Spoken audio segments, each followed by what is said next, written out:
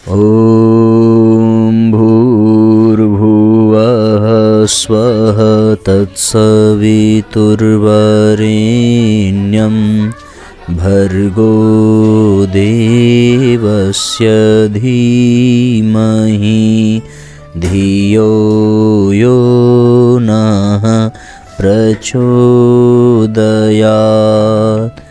ॐ सद्गुरुचरणकमलेभ्यो नमः। परम पूज्य गुरुदेव, परम वंदनीय माता जी को सादर नमन करते हुए आइए आज के स्वाध्याय के सत्र का शुभारंभ करते हैं। सभी परिजन शीघ्रतापूर्वक जुड़ जाएं और अधिक से अधिक शेयर ज़रूर करें। हम सब शब्द ब्रह्म नाद ब्रह्म इस विषय पर चर्चा कर रहे थे और इसी अध्याय के कुछ पंक्तियों को हमने कल स्वाध्याय में पढ़ा। आज वहीं से हम आगे की चर्चा प्रारंभ करेंगे। चर्चा हो रही थी साथियों कि नाद में जो 22 श्रुतियां हैं वो 22 श्रुतियों के नाम हम सब निकल जाने और किस प्रकार से सप्त स्वरों के साथ वो 22 श्रुतियाँ संबद्ध हैं, जिसकी चर्चा हम लोगों ने की थी। आपको याद होगा सा रे ग म प ध नी ये 7 स्वर हैं। सा को खड्ज, रे को ऋषभ, ग को गांधार, म को मध्यम, प को पंचम, ध को धैवत और नी को निषाद कहते हैं। तीव्रा को महिवाती, मंदा छंदोवती श्रुतियाँ खड्ज यानी सा के अंतर्गत, दयावती रंजनी रप्तिका रे के अंतर्गत, रौही क्रोधा गांधार ग के अंतर्गत, वडिनका प्रसारणी प्रीति मार्जनी मध्यम म के अंतर्गत, क्षिति रक्ता संदीपनी अलापिनी पंचम प के अंतर्गत, मदंती रोहिणी रंपा धैवत ध के अंतर्गत, उग्रा क्षोभिणी निषाद नी के अंतर्गत आती है। इन 22 शक्तियों को ध्वनि के द्वारा उत्पन्न होने वाले भौतिक एवं चेतनात्मक प्रभाव ही समझना चाहिए। औषधियाँ जिस प्रकार मूल द्रव्यों के रासायनिक सम्मिश्रण से उत्पन्न होने वाले अतिरिक्त प्रभाव के कारण विभिन्न रोगों पर अपना प्रभाव डालती हैं, इसी प्रकार इन 22 शक्तियों का उनके सम्मिश्रण का वस्तुओं तथा प्राणियों पर प्रभाव पड़ता है। प्राचीन काल में इस रहस्यमय विज्ञान के ज्ञाता नाद ब्रह्म के उपासक कहलाते थे। वे विभिन्न गीत वाद्यों के, भाव मुद्राओं के और रसानुभूतियों के आधार पर अपने अंतराल में दबी हुई शक्तियों को जगाते थे और संपर्क में आने वाले श्रोताओं की व्यथा वेदनाएं हरते थे। जड़ चेतन प्रकृति को प्रभावित करके वे अवांछनीय परिस्थितियों को बदलकर अनुकूल वातावरण उत्पन्न करने में भी चमत्कारी सफलता प्राप्त करते थे। नाद योग का स्थान किसी भी उच्च कोटि की योग साधना से कम न था।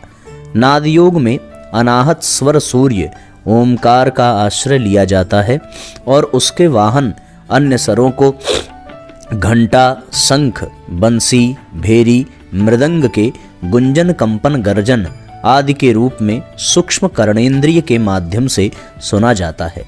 इस आधार अवलंबन के सहारे योगी जन भगवत वाणी का अवगाहन करते हैं। प्रकृति के अंतराल में चल रही हलचलों को समझते हुए वर्तमान और भविष्य की स्थिति एवं संभावनाओं का ज्ञान प्राप्त करते हैं। ब्रह्मांड में चल रहे स्वर प्रवाह की तरह ही पिंड रूपी सितार के तार भी अपने क्रम से झंकृत होते रहते हैं। मेरुदंड स्पष्टतः वीणा दंड है। 7 धातुओं के 7 तार इसमें जुड़े हैं। सप्त विधि अग्नियों का पाचन परिपाक चलते रहने से ही तो प्राण को पोषण मिलता है और जीवन को स्थिर रखा जाता है। यह अग्नियां 7 धातुओं को पकाती हैं और परिपाक को तेजस में बदलती हैं। पेशियों का आकुंचन प्रकुंचन, नाड़ियों का रक्ताभिसरण, फुफ्फुसों का श्वास प्रश्वास, हृदय की धड़कन, मस्तिष्कीय विद्युत का ऋण धन आरोह अवरोह, चित्त का विश्राम जागरण, कोशिकाओं का जन्म मरण, ये 7 क्रियाकलाप ही जीवन विद्या के मूलभूत आधार हैं। इन्हीं को सप्तऋषि, सप्तलोक, सप्तद्वीप, सप्तसागर, सप्त मेरु, सप्त सरित, सप्त शक्ति के नाम से पुकारते हैं। शब्द सूर्य के यही सप्त अश्व हैं। स्वर सप्तक इन्हीं के प्रत्यक्ष अनुभूति है। ब्रह्मांड व्यापी शब्द ब्रह्म का गुंजन काय पिंड के अंतर्गत भी सुना जा सकता है। नाद योग के दो भेद हैं, आहत और अनाहत। स्वच्छंद तंत्र ग्रंथ में इन दोनों के अनेक भेद उपभेद बताए गए हैं। आहत और नाद को 8 भागों में विभक्त किया गया है। घोष, राव, स्वन, शब्द, स्फुट, ध्वनि, झंकार, झंकृति। अनाहत की चर्चा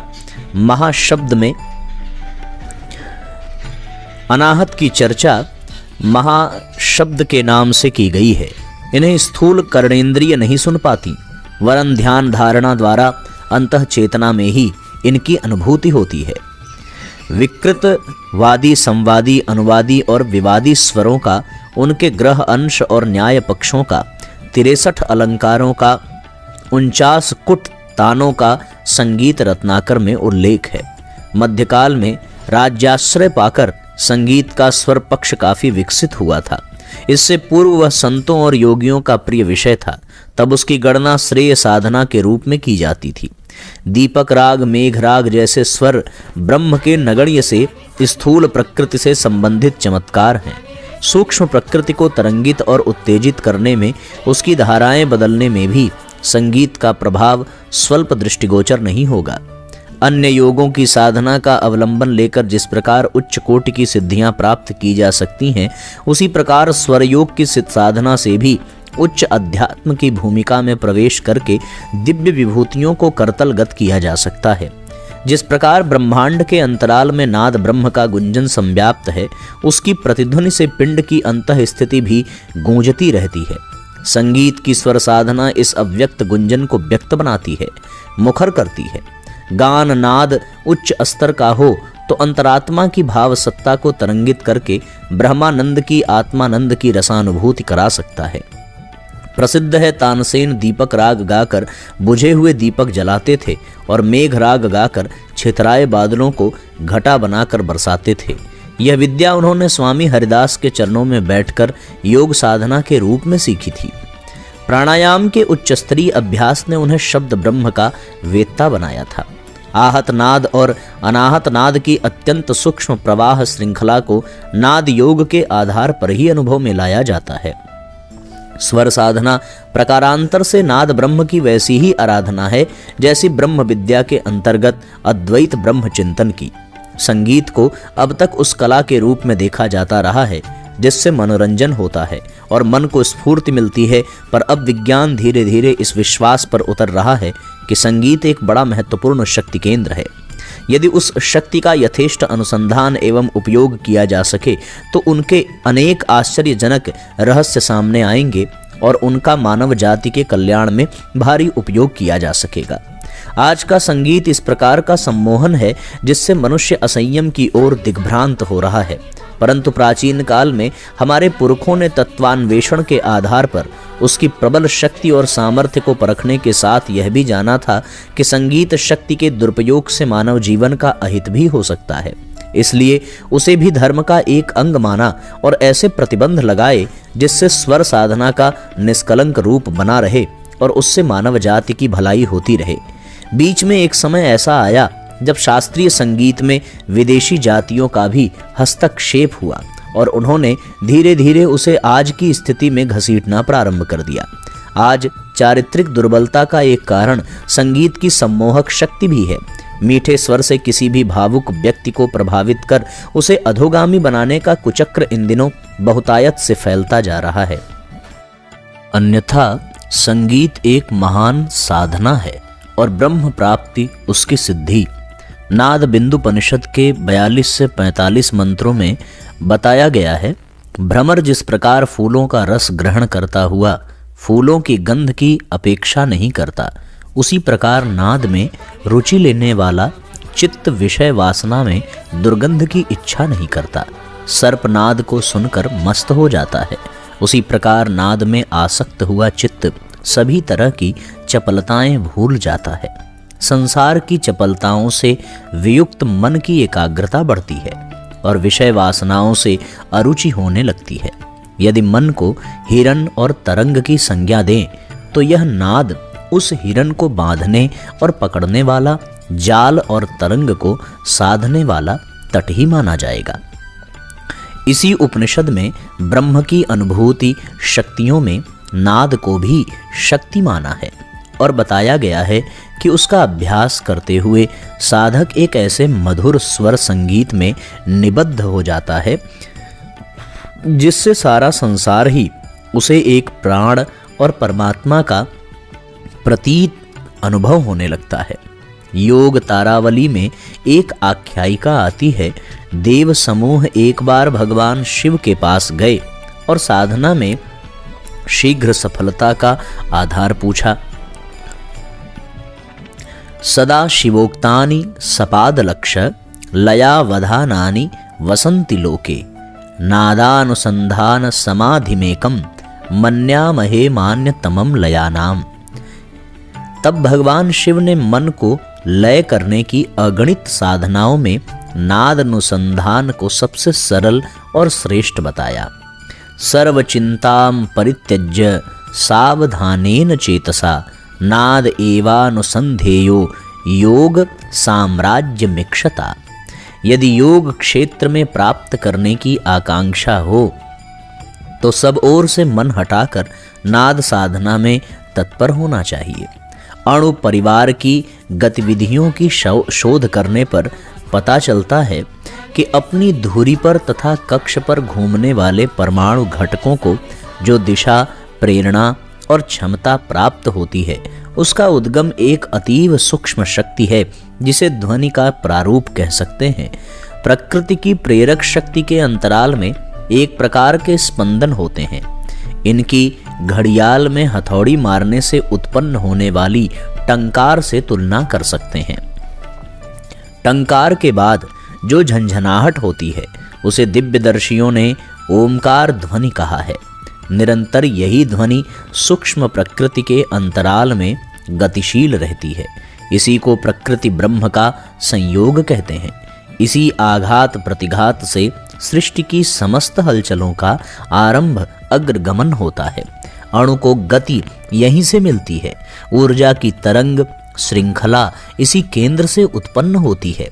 एक सत्ता का बहुसंख्यक विकरण एको हम बहुश्याम की उक्ति के अनुसार इसी मर्म बिंदु से आरंभ होता है। बिंदु योग और नाद योग की नाभि यही है। यही स्वर संस्थान नाद योग है। शब्द ब्रह्म की अपनी माया इस पूर्णा इच्छा के साथ चल रही यही संयोग ओमकार के रूप में निःसृत होकर परा और अपराश प्रकृति के गहन गह्वर में जड़ चेतन गतिविधियों का सृजन करता है। दीवार घड़ी का चलता हुआ पेंडुलम एक बार हिला दिया जाए तो घड़ी में चाबी रहते तक वह अपने क्रम से निरंतर हिलता ही रहता है। ठीक उसी प्रकार एक बार आरंभ हुई सृष्टि स्वसंचालित प्रक्रिया के अनुसार अपना कार्य करती रहती है। अपनी धुरी पर एक बार घुमाए हुए लट्टू की तरह देर तक घूमती रहती है। इसका संचालक शब्द ब्रह्म की वह मूल ध्वनि है जिसे ओमकार कहते हैं। जिस प्रकार एक सूर्य में 7 रंग की 7 किरणें निस्सृत होती हैं, उसी प्रकार स्वर ब्रह्म अपने को 7 स्वरों में विभक्त करता है।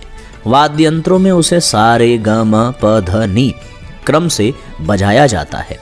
योग साधना में राजयोग, हठ योग, प्राण योग, शक्ति योग, ज्ञान योग, कर्म योग, भक्ति योग का नाम दिया जाता है।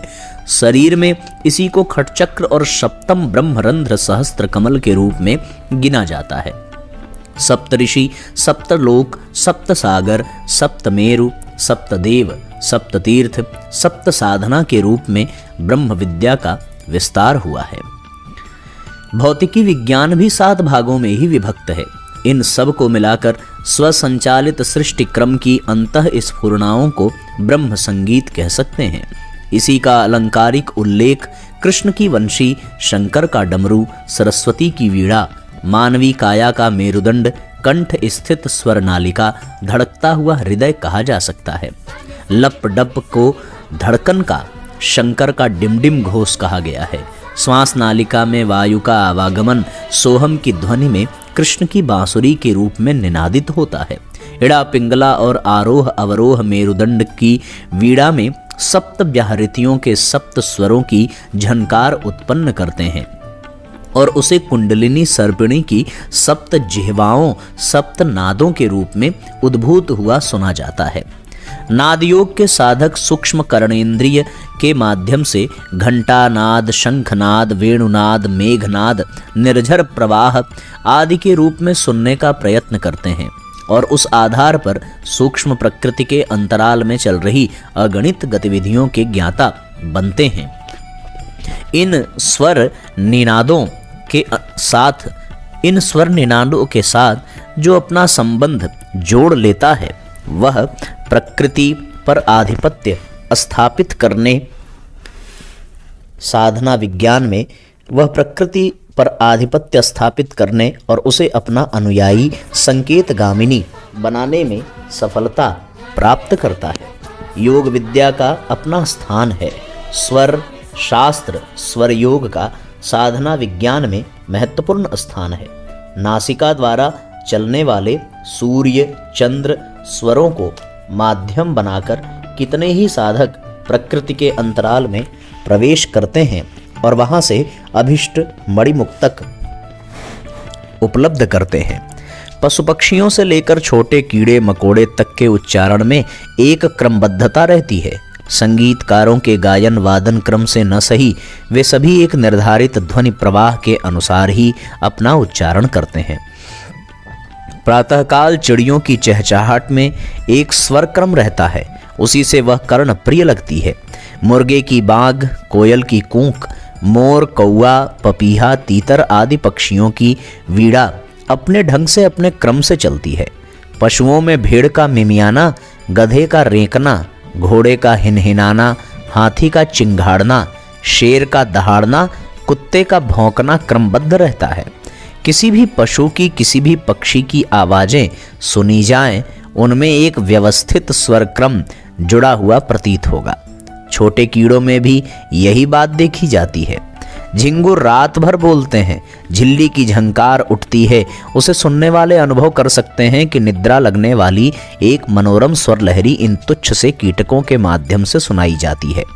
मनुष्य के कानों की पकड़ से बाहर की ध्वनियाँ प्रायः प्रत्येक जीवधारी द्वारा निःसृत होती है और पेड़ पौधों से लेकर जड़ समझे जाने वाले पदार्थों तक से एक श्वास प्रश्वास जैसी निरंतर स्वसंचालित स्वर क्रम निरंतर निनादित होता रहता है। सेनाएं जब किसी पुल को पार करती हैं तो उन्हें आज्ञा दी जाती है कि लेफ्ट राइट क्रम के अनुसार कदम मिलाकर चलने में एक ऐसी प्रचंड शक्तिशाली ध्वनि उत्पन्न होती है जो अमुक स्थिति में उन पुल को ही गिरा सकती है। शब्द शक्तिमान तत्व है। बिजली की तड़कन की ध्वनि से बड़ी बड़ी आलीशान इमारतें कोठियां फट जाती हैं। धड़ाके की आवाज़ में कानों के पर्दे फट जाते हैं। इस शक्ति का यदि क्रमबद्ध व्यवस्थित रूप से उपयोग किया जा सके तो शारीरिक मानसिक स्वस्थता के लिए ही नहीं, सृष्टि के अनेक पदार्थों और संसार की बहुमुखी परिस्थितियों एवं वातावरण को आश्चर्यजनक रीति से प्रभावित किया जा सकता है। वेदों का अवतरण शब्द ब्रह्म के सहित हुआ है। स्वर अपौरुषेय हैं, इसलिए वेदों को अपौरुषेय कहा जाता है। प्रत्येक वेद मंत्र को ऋचा एवं छंद कहा जाता है, उससे उसकी स्वरबद्धता स्पष्ट की गई है। वेदों के गायन की ध्वनि पद्धतियों को ही सामगान कहते हैं। साम वेद के अपने मंत्र तो उंगलियों पर गिनने जितने ही हैं, शेष प्रायः सभी अन्य 3 वेदों से लिए गए हैं और उनका संकलन विशिष्ट स्वर लिपियों के साथ किया गया है। किसी समय सामगान की 1000 स्वर ध्वनियाँ थीं, इन्हें साम शाखाएं कहा जाता था। अब उनमें से बहुत थोड़ी ही शेष रह गई हैं। किसी समय सामगान वैदिक साधना पद्धति का प्रधान अंग था। इसी आधार पर स्व पर कल्याण के अनेक प्रयोजन सिद्ध होते थे। वेदी मंत्र में जो शिक्षाएं सन्निहित हैं वे तो साधारण हैं, उनसे भी अधिक स्पष्ट और प्रभावी शिक्षाएं स्मृतियों तथा अन्यान्य धर्म ग्रंथों में मौजूद हैं। वेद मंत्रों का महत्व मात्र उनके अर्थों या निर्देशों तक सीमित नहीं है, वरन उसकी गरिमा उन शक्तियों में अंतर्निहित जो इन ऋचाओं के स्वर उच्चारण से प्रादुर्भूत होती है। आगे पूज्य गुरुदेव लिखते हैं कि सूक्ष्म विज्ञानी जानते हैं कि रक्ताभिसरण, श्वास प्रश्वास, आकुंचन प्रकुंचन का शरीर में निरंतर चलने वाले क्रियाकलाप विभिन्न प्रकार की स्वर ध्वनियाँ उत्पन्न करता है और इन्हीं के तरंग प्रवाह से जीवन गति चलती है। नाद योग के पूर्वार्ध में साधक अपनी कर्णेंद्रिय का संयम करके इन्हीं ध्वनियों को सुनता है। सपेरे और अहेरियों की रीति अपनाकर मन रूपी मृग व सर्प को वश में करता है। कहा जा चुका है कि सृष्टि के विभिन्न क्रियाकलापों को संचालित करने वाली भौतिक शक्तियां तथा भावनात्मक अभिव्यंजनाएं सूक्ष्म प्रकृति के अंतराल में मूलतः ध्वनि प्रवाह बनकर ही कार्य कर रही हैं। यह ध्वनि प्रवाह संख्या में 7 हैं। उनके परस्पर सम्मिश्रण से बहुसंख्यक ध्वनि तरंगे भी बनती हैं। शरीर में ही इनकी संख्या 7 है और सृष्टि के अंतराल में भी वे 7 ही हैं। वेद मंत्रों के स्वर संरचना इसी तथ्य को ध्यान में रखकर हुई है। उनका विधिवत उच्चारण जहाँ प्राणधारियों में विभिन्न स्तर की स्फूर्णाएं उत्पन्न करता है, वहाँ सृष्टिगत हलचलों के मूल में चल रहे स्पंदनों के साथ भी अपना संबंध बनाता है। इसी आधार पर वेद मंत्रों के आश्चर्यजनक प्रभाव होते हैं। शाप वरदान की, शुभ के अभिवर्धन और अशुभ के निराकरण की जो शक्ति श्रुति में भरी पड़ी है, उसका आधार यह वैदिक स्वर विज्ञान ही है। लय योग के साधक अनहद नाद के नाम से इसकी व्याख्या करते हैं और नाद बिंदु योग को आधार बनाकर परब्रह्म के साथ अपना तादात्म्य स्थापित करते हैं। सिद्धियां और विभूतियां स्पष्टतः इसी तादात्म्य से उत्पन्न होती हैं। शब्द योगी नाद ब्रह्म का साधक इस प्रक्रिया को अपनाकर सिद्ध योगी बन सकता है और न केवल अपना वरन अपने श्रोताओं का भी कल्याण कर सकता है। प्राचीन काल में समय समय पर वेद मंत्रों के सस्वर उच्चारण का प्रयोग स्वर विद्या के रूप में मानवीय व्यक्तित्व के समग्र विकास के लिए, उससे उत्पन्न अवरोधों का समाधान करने के लिए किया जाता रहा है। प्रयत्न किया जाए तो उस विज्ञान को पुनर्जीवित करके वैसा ही लाभ फिर उठाया जा सकता है, जिससे व्यक्तित्व में देवत्व का उदय और समाज में स्वर्गीय परिस्थितियों का अवतरण किया जा सके। फ्रांसीसी प्राणी शास्त्री वास्तव आंद्रे ने थलचरों, जलचरों और नभचरों पर विभिन्न ध्वनि प्रवाहों की स्वर लहरियों की होने वाली प्रतिक्रियाओं का गहरा अन्वेषण किया है। तदनुसार वे इस निष्कर्ष पर पहुंचे हैं कि संगीत प्रायः प्रत्येक जीवधारी के मस्तिष्क एवं नाड़ी संस्थान पर आश्चर्यजनक प्रभाव डालता है। उनकी प्रकृति और मन स्थिति के अनुरूप यदि संगीत बने तो उन्हें मानसिक प्रसन्नता और शारीरिक उत्साह प्राप्त होता है, किंतु उनकी कर्णेंद्रिय को कर्कश लगने वाली अरुचिकर ध्वनियाँ बजाई जाएं तो उससे उन्हें अप्रसन्नता होती है और स्वास्थ्य संतुलन भी बिगड़ता है। किस प्राणी की किस स्थिति में किस प्रकार का संगीत क्या प्रतिक्रिया उत्पन्न करता है, इसका अध्ययन करने वाले जर्मन प्राणी शास्त्री यह आशा करते हैं कि भविष्य में विभिन्न जीवधारियों की मन स्थिति में आशाजनक परिवर्तन समय समय पर किया जा सकेगा। हिंस्र पशुओं को भी कुछ समय के लिए शांत किया जा सकेगा और अवांछनीय जीवों को उनके लिए अरुचिकर सिद्धि होने वाले ध्वनियाँ सुना करके उन्हें दूर भगाया जा सकेगा। इसी प्रकार उन्हें कई प्रवृत्तियों में संलग्न एवं उदासीन बनाने का कार्य भी संगीत के माध्यम से किया जा सकेगा। सांप की बीन के नाद पर मुग्ध होकर लहराने लगना, हिरणों का अहेरी का वाद्य सुनकर खड़े हो जाना प्रसिद्ध है। वाद्य बाल वृद्ध सभी को आकर्षित करता है। उसे प्रत्येक उत्सव आयोजन में स्थान दिया जाता है। मनोरंजन में तो उसका स्थान किसी न किसी प्रकार रहता ही है। थके हारे इस माध्यम से नवीन स्फूर्ति प्राप्त करते हैं। संगीत शब्द ब्रह्म की स्वर साधना है। उससे मनुष्यों का ही नहीं समस्त प्राणियों का श्रेय साधन हो सकता है और सर्वत्र उल्लास आनंद का विस्तार हो सकता है। इस प्रकार से साथियों, आपने इस अध्याय में ये बातें पाई कि किस प्रकार से हम संगीत की साधना करते करते उस ब्रह्म की प्राप्ति कर सकते हैं। उसके अनेकों तर्क, अनेकों प्रमाण और अनेकों उदाहरण परम पूज्य गुरुदेव ने इन पंक्तियों में दिए, जिन्हें पढ़ते समय, सुनते समय आपको थोड़ा क्लिष्ट अवश्य लगा होगा, पर इस अध्याय का सार, इस अध्याय का निचोड़ कुल मिलाकर के इतना ही है कि हम संगीत को केवल मनोरंजन के लिए नहीं, बल्कि आत्म कल्याण के लिए, ब्रह्म प्राप्ति के लिए, पूर्णता के लिए, उस अनुपम आनंद के लिए जो सदैव हमारे भीतर झरता रहता है अनुभव करने के लिए और प्राकृतिक रहस्यों के उद्घाटन के लिए, प्रकृति के अनेकानेक रहस्यों को जानने के लिए सर्वश्रेष्ठ माध्यम संगीत नाद योग है। इसके विषय में और गहराई से हम आगे के अध्यायों में पढ़ेंगे। आज के लिए इतना ही। आइए गायत्री मंत्र आज के सत्र को विराम दें। ओम भूर्भुवः स्वः तत्सवितुर्वरेण्यं भर्गो देवस्य धीमहि धियो यो नः प्रचोदयात्। सभी प्राणियों को सभी साथियों को सादर प्रणाम, सभी को धन्यवाद, सभी को शुभ रात्रि।